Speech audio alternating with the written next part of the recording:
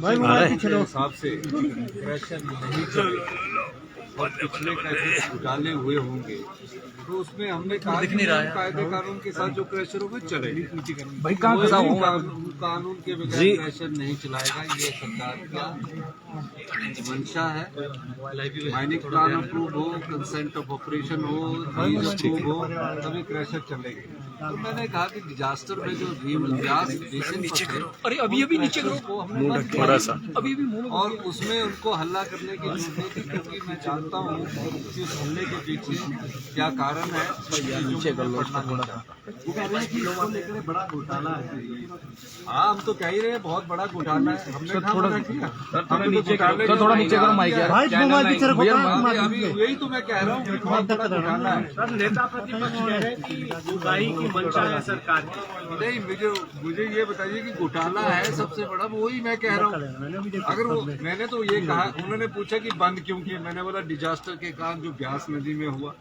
फिर उनको मैंने बताया कि नुकसान क्या हुआ, तो मैंने बोला 7 करोड़ रुपया पर ईयर के हिसाब से 22 माइनिंग लीज ऑप्शन सिर का पूरा इस्तेमाल हो रहा है।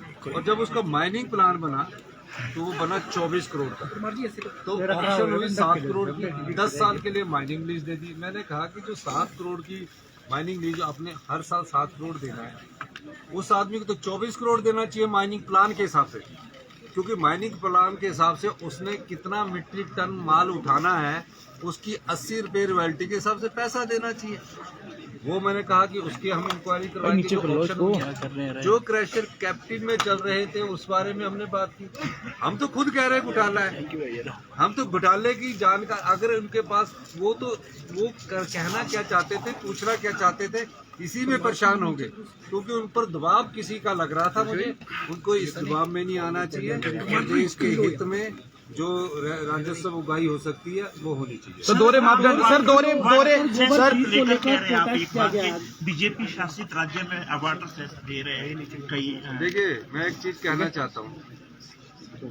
केंद्रीय सरकार के जो उपक्रम है एनटीपीसी, एसजेवीएनएल और एनएचपीसी, वो तो हमारे खिलाफ, हमारा जो पानी है उसके खिलाफ वो हाई कोर्ट में गए, रिट की है। सेम कानून जम्मू कश्मीर ने बनाया, सेम कानून आपका उत्तराखंड ने बनाया, उसके खिलाफ वो नहीं गए हैं। वहाँ कोई केंद्रीय उपक्रम गया नहीं है। तो किसी न किसी प्रकार से हिमाचल के हिस्सों पर जो कुठाराघात हो रहा है, किसी न किसी तरीके से उसको रोकने की कोशिश की जा रही है। अब जैसे कि अभी हमारे को जो हमारा बजट में अधिकार बनता है, हमने 9905 करोड़ रुपए का आपदा का हमने लॉस बनाकर भेजा। पिछली सरकारें भी मैंने पूरी डिटेल दी है, उसके बाद भी हमें सिर्फ 6.4% उस नुकसान की भरपाई के लिए मिल रहा है। तो कोई ना कोई कारण है कि भारतीय जनता पार्टी किसी न किसी प्रकार से प्रदेश के लोगों के हितों के पर कुठाराघात कर रही है। इसलिए मैं ये चीज आपके ध्यान में लाना चाहता हूँ। तो ये सब चीजें बीजेपी किसी न किसी प्रकार से प्रदेश के विकास की गति को रोकने के लिए कोशिश कर रही है। इसीलिए वो जब संकल्प लाए थे आपदा का, उसमें खड़े नहीं हुए। कोई भारतीय जनता पार्टी के विधायक भी बता दीजिए, कोई गृह मंत्री जी के पास गया कि हिमाचल में आपदा आई है, आप वहाँ उनकी मदद कीजिए?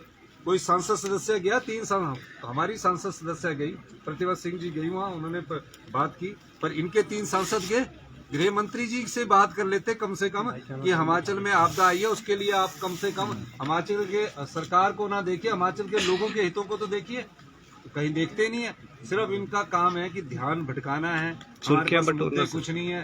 तो हमने पहले साल 3 गारंटियां पूरी कर दी, तो और गारंटियां पूरी करने के लिए अपने आकर्षित करने के लिए इस प्रकार की बात सर, गोबर खरीद गारंटी को लेकर उनके पास कहने को कुछ नहीं है।